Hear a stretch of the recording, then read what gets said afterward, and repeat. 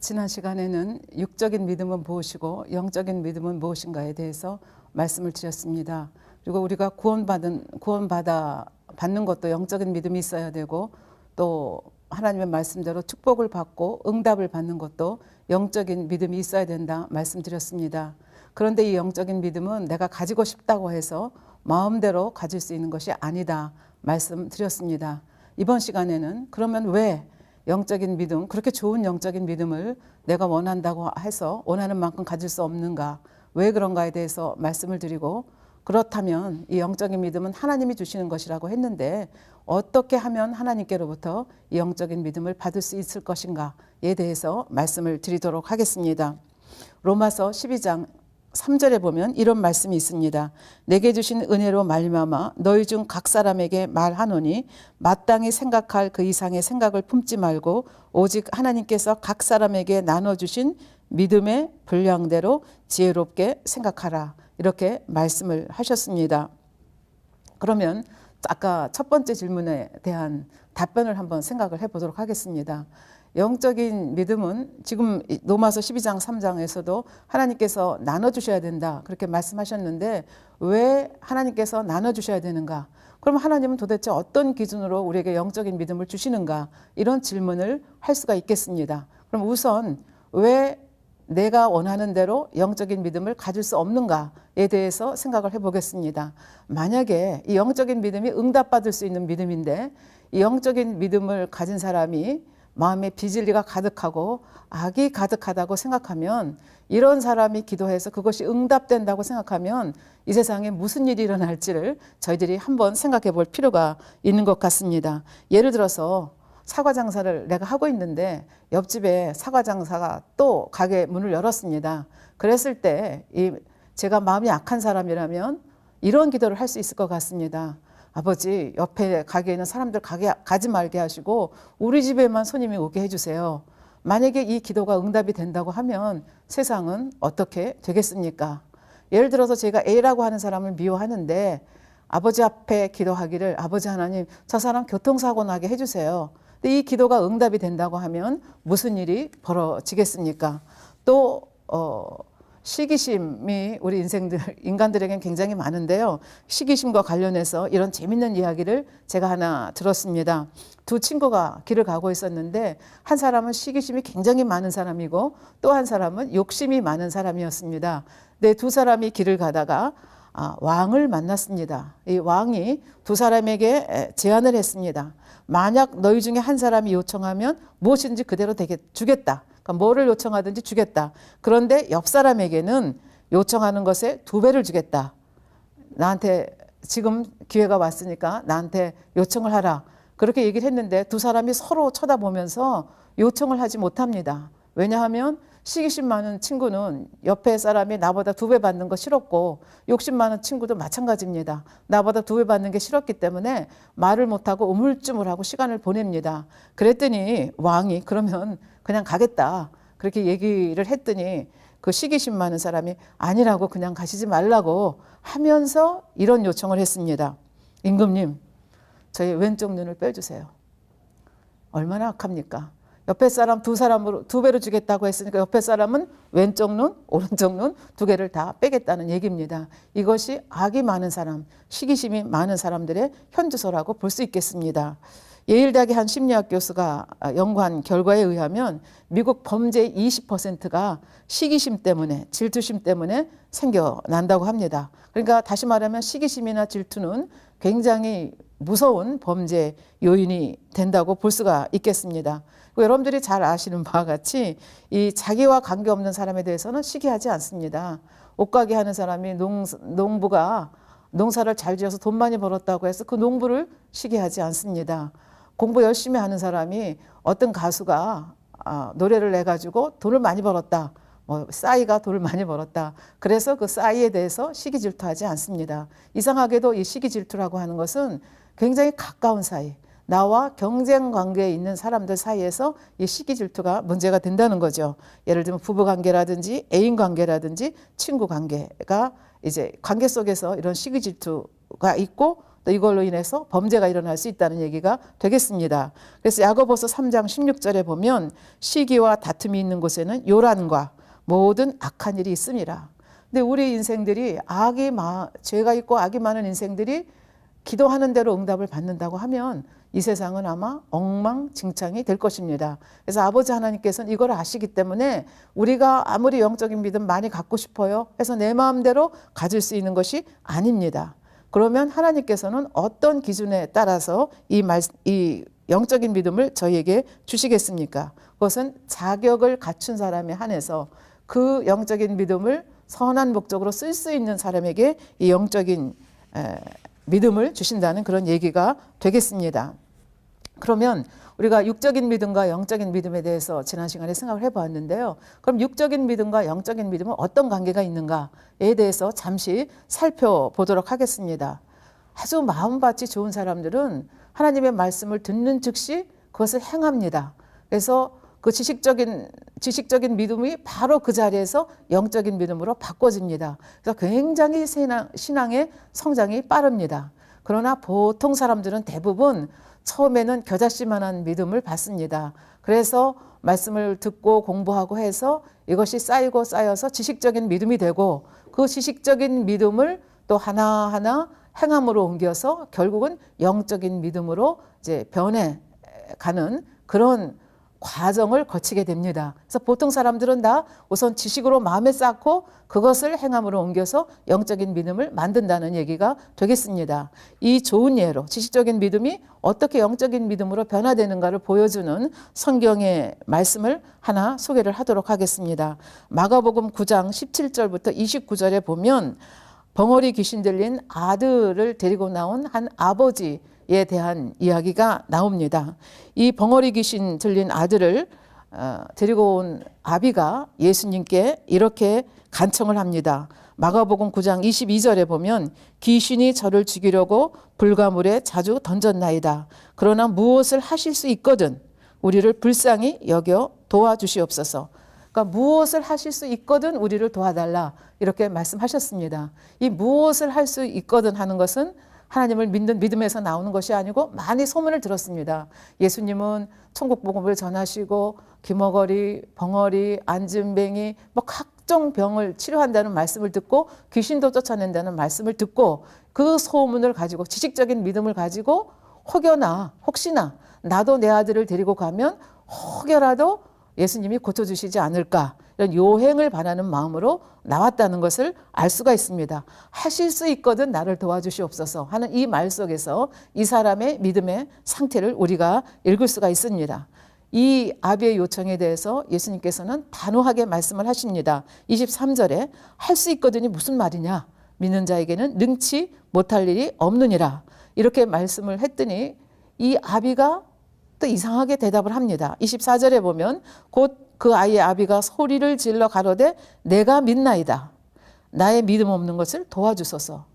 내가 믿는다 고백을 했는데 그 다음에 바로 나의 믿음 없는 것을 도와주소서 이렇게 아비가 말합니다.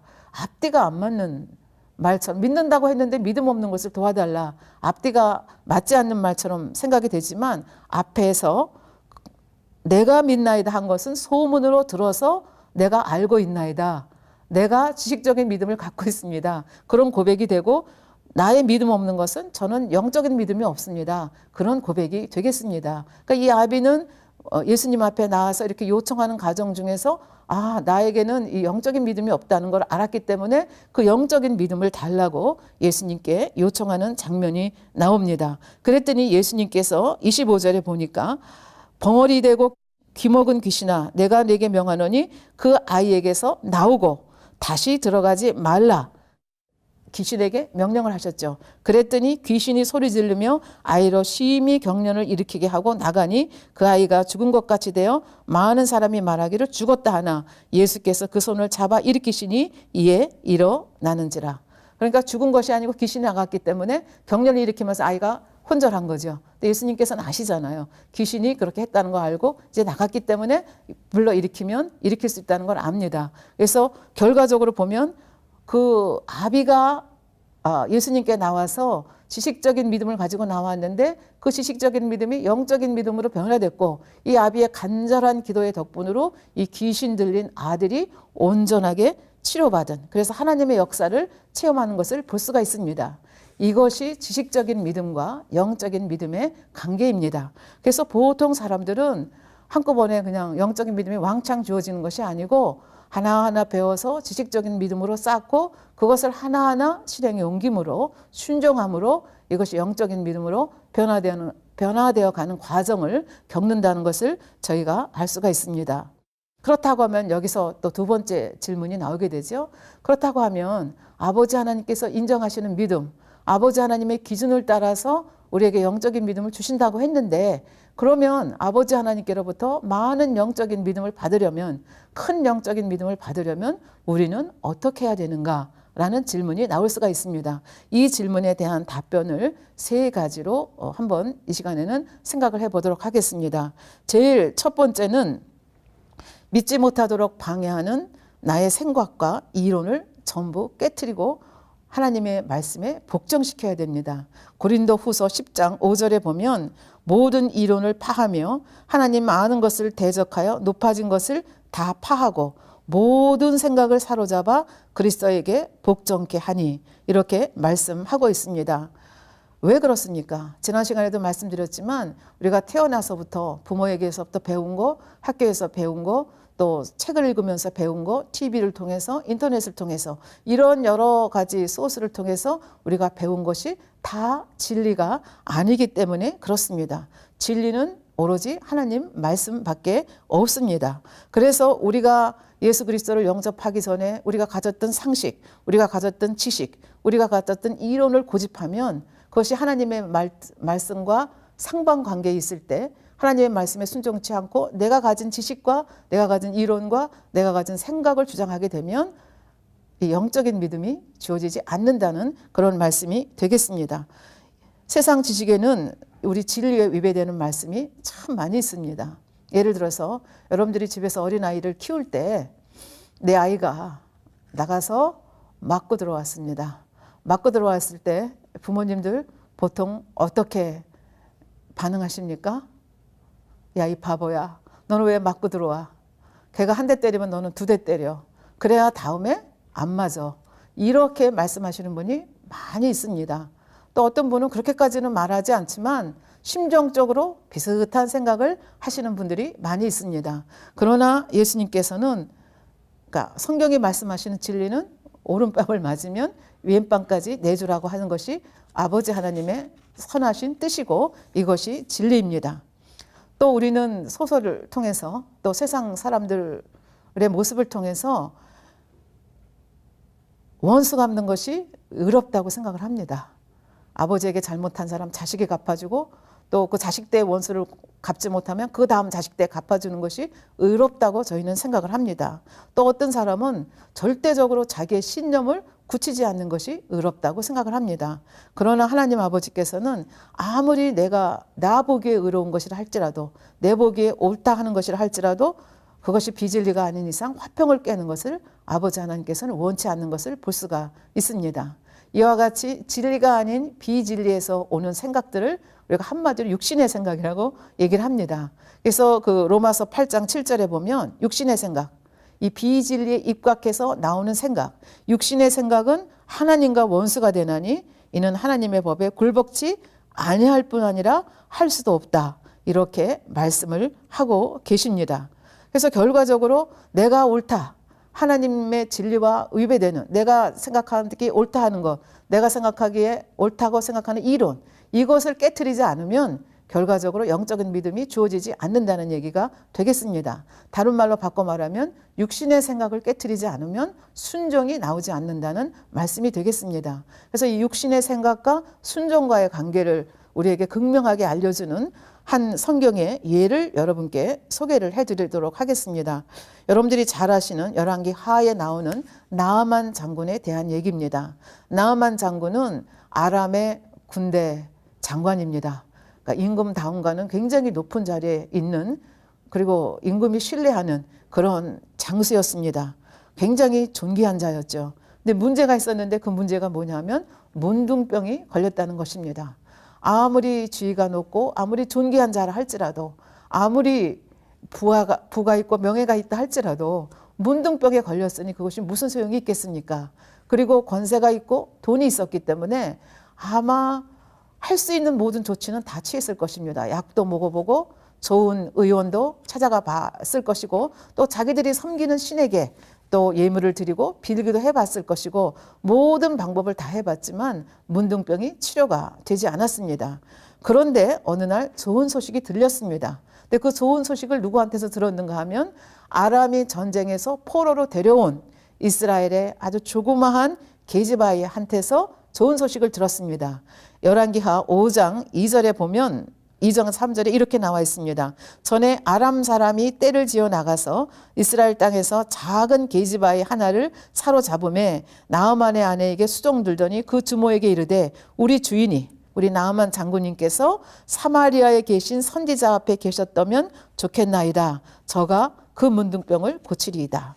이 작은 게지바이는 이스라엘 게지바이죠. 그래서 그 엘리사 선지자에 대해서 알고 있었습니다. 그래서 엘리사 선지자에게만 가면 우리 나아만 장군이 치료를 받을 수 있을 텐데 하고 얘기를 했는데 이 나아만 장군이 굉장히 선한 중심이 있었던 것 같아요.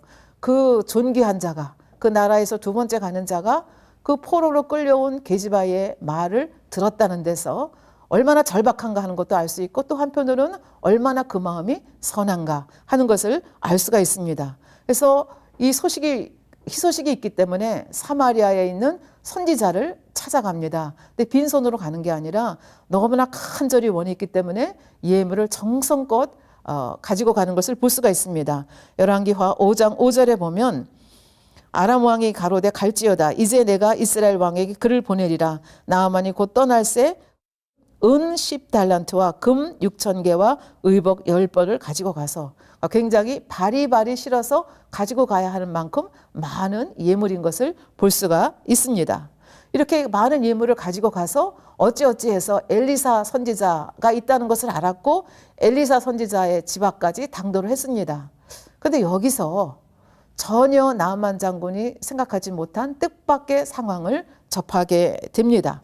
그래도 아람이라고 하는 대제국에 이 명색이 군대 장관이 왔는데 엘리사라고 하는 선지자가 문 밖에도 안 나보는 거예요. 세상 말로 하면 코빼기도 안 보이는 거예요. 그러면서 사자를 보내서 그냥 지시만 하는 거예요. 근데 그 지시하는 내용이 뭐냐 하면은 열왕기하 5장 10절에 보면 엘리사가 사자를 저에게 보내어 가로되 너는 가서 요단강에 몸을 7번 씻으라. 내 살이 여전하여 깨끗하리라. 전혀 예상하지 않았던 상황을 이제 맞게 됩니다. 그래서 여기서 나아만이 육신의 생각이 동원되기 시작합니다. 11절에 보면 나아만이 노하여 굉장히 화가 났습니다.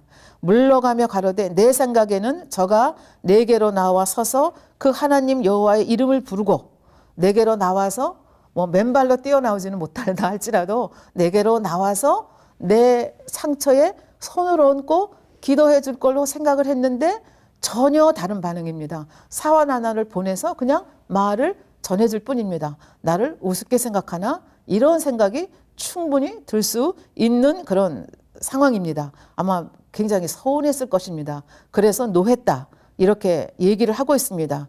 더군다나 기가 막힌 것은 이 이스라엘 사람들이 말하는 이 엘리사 선지자가 말하는 요단강이라고 하는 것이 형편없는 강이거든요. 왜냐하면 그 5장 12절에 보면 다메섹강 아마나와 바루발은 그러니까 다메섹에 있는 이 아마나 강이나 바루발 강은 요단강이 비교했을 때 수량도 많고 물도 깨끗하고 너무나 좋은 거예요. 그런데 아이고 조그만 요단강에 가서 그다음에 물도 깨끗하지 않은 그 요단강에 가서 7번 몸을 씻으라. 이게 생각을 동원하니까 도저히 화가 나서 순종할 수 없는 그래서 차라리 다메섹강에 가서 몸을 씻지 이런 생각이 들었습니다. 육의 한계를 가진 그로서는 엘리사 선지자의 이 지시사항에 순종할 수가 없었던 것입니다. 이런 육적인 생각, 육신의 생각이 많이 있었기 때문에 그렇습니다. 근데 만일 여기서 이 나아만 장군이 육신의 생각을 깨트리지 못하고 그냥 자기 나라로 돌아갔더라면 치료는 못 받았을 것입니다. 그런데 다행히도 나아만에게는 나아만을 아버지처럼 사랑하는 옆에 시종들이 있었습니다. 그래서 그 시종들이 나아만 장군에게 이렇게 재언을 하는 것을 볼 수가 있습니다. 13절에 보니까 그 종들이 나와서 말하여 가로되 내 아버지여 선지자가 당신을 명하여 큰 일을 행하라 하였다면 행치 아니하셨겠나이까. 그러니까 요단강에 7번 씻는 게 아니라 그보다 더 엄청난 일을 시키셨어도 하지 않겠습니까? 근데 사실 요단강에 7번 몸을 담그라고 하는 것이 생각하기 나름이죠. 얼마나 쉽습니까? 그냥 7번 순종하면 되는 것입니다. 하물며 당신에게 이르기를 씻어 깨끗하게 하라 한 일이니까. 그거 어렵지도 않은데 왜 순종하지 못하세요? 더 큰 거 하라고 하면 순종하지 않으셨겠습니까? 이렇게 얘기를 합니다.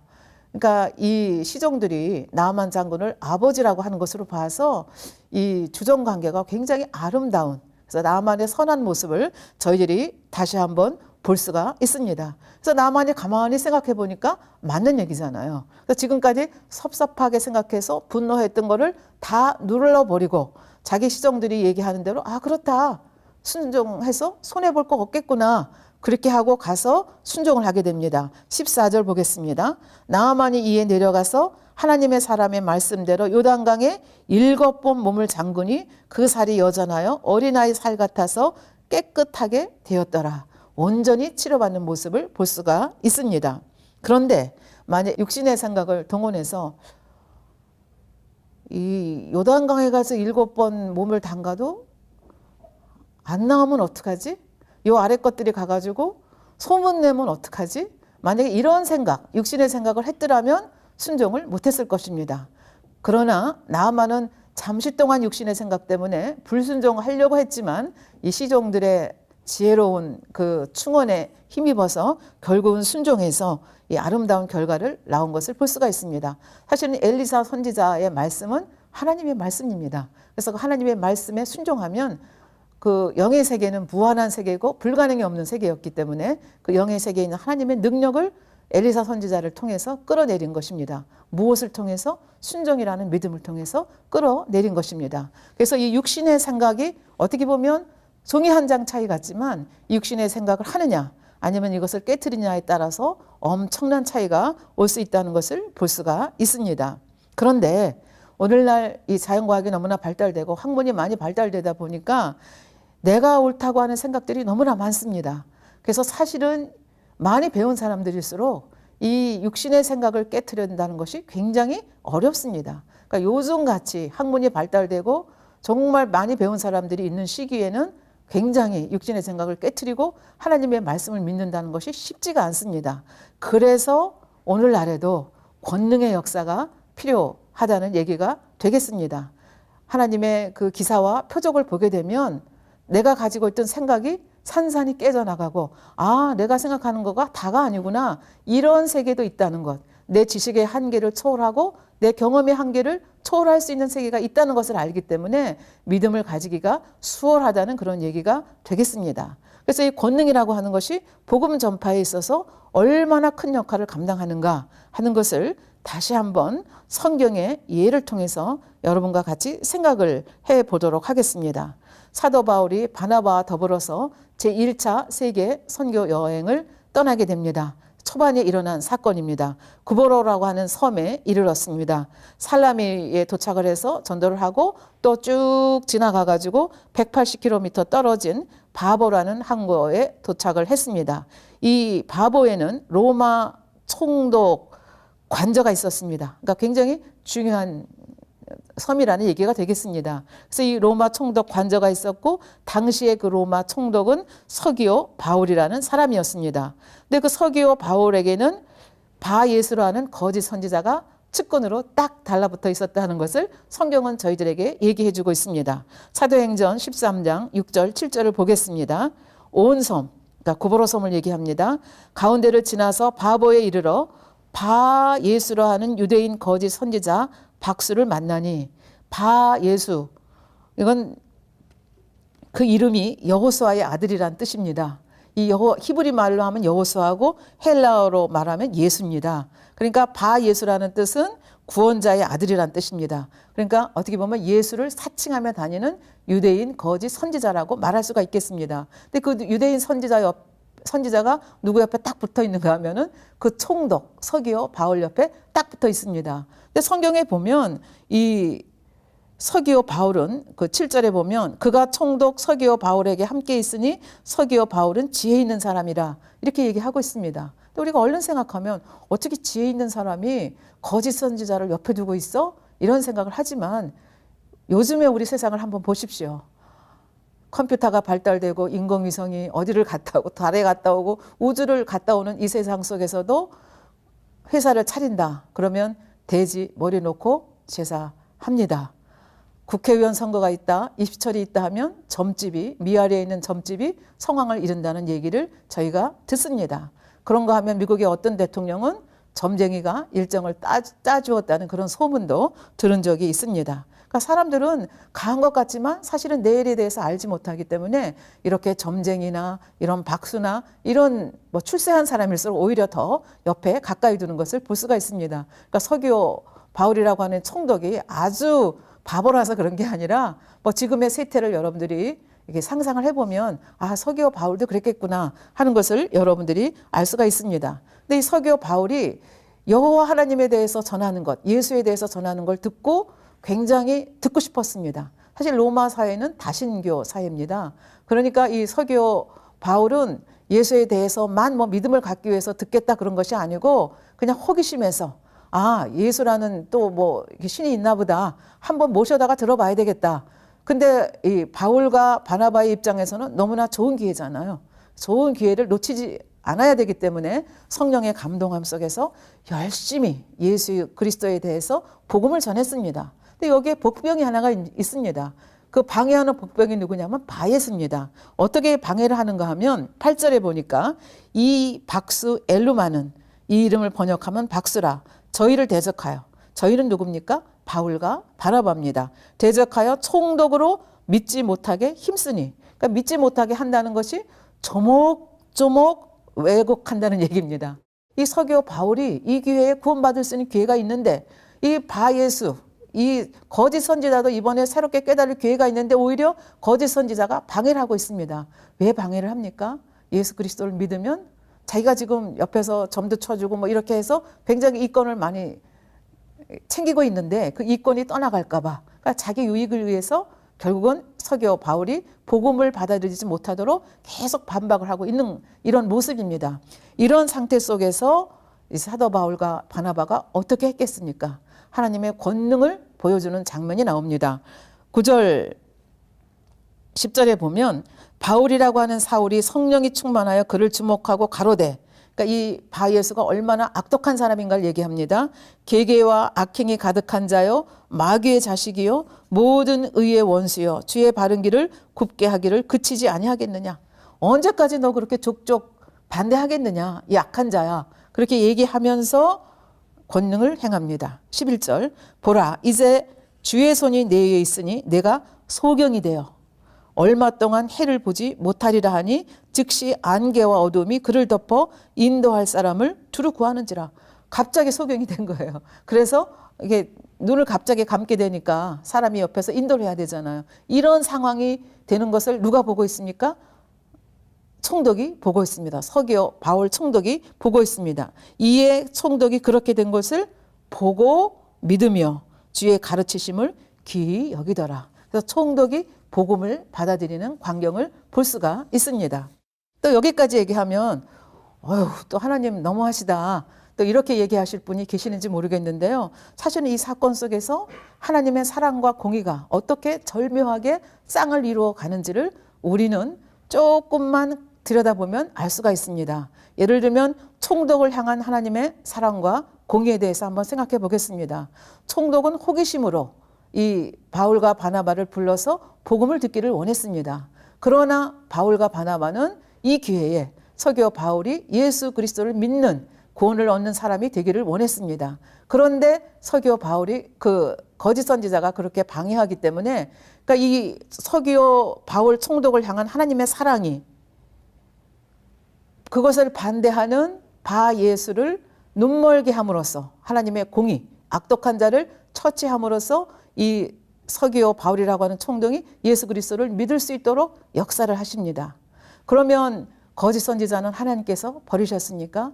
그렇지 않다는 것을 우리가 알 수가 있습니다. 여기 보면 영영토록 소경이 되는 것이 아니라 얼마 동안 소경이 되게 한다 말씀하셨습니다. 여기에 이 거짓 선지자 바예스를 향한 하나님의 사랑을 볼 수가 있습니다. 그래서 이렇게 방해하기 때문에 소경으로 만들어 버렸지만 일생 동안 소경으로 만드는 것이 아니라 그것이 3일일지 5일일지 모르지만 얼마 동안 소경이 되게 하고 그 다음에 다시 눈을 보게 되었을 때 이때 거짓 선지자는 아마 철저히 회개하고 이 사도 바울과 이 바나바가 믿는 하나님 또 바나바가 전하는 그 예수 그리스도에 대해서 아마 다시 한번 깊게 생각해 볼 수 있는 기회가 주어지지 않았을까 그렇게 생각을 해 봅니다.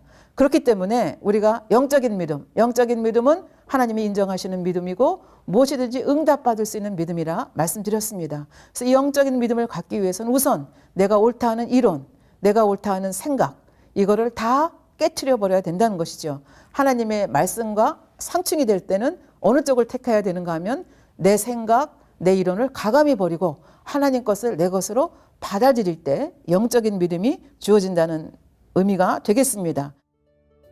두 번째는 하나님의 말씀을 열심히 듣고 배워서 말씀을 진리로 채워가야 됩니다. 세 번째는 행함이 따라야 된다는 말씀입니다. 그래서 하나님께서 원하시는 이 불같은 기도의 방법이 무엇인가를 지금부터 짤막하게 설명을 하도록 하겠습니다.